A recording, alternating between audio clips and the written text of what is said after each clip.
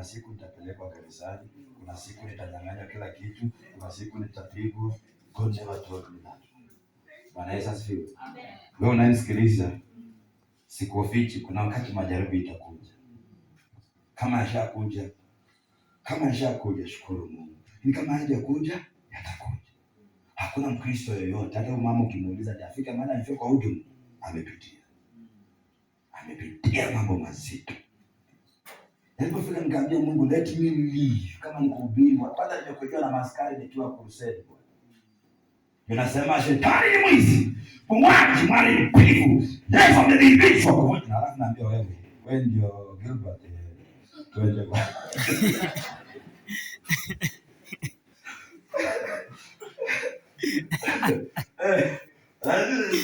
sisi tumepitia akuguruze pale iko karibu na polisi, ndio napiga unaanza nimeshika.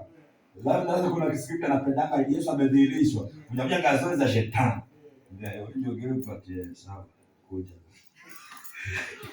Kabla basi tafadhali mpengo tu dakika nimalize kuhubiri alafu mkuu. Akafikiria. Niambia sana.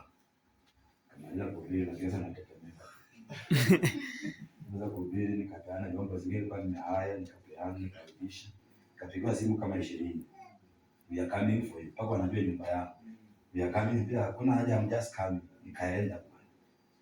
Naambia mkubwa anasema hiyo pastor ekae ndani. Mtu mwingine akasema siwezi eka pastor ndani. Mkubwa akasema wewe kwenye anasema kumbe ni wewe. Wewe unataka kuua mtu.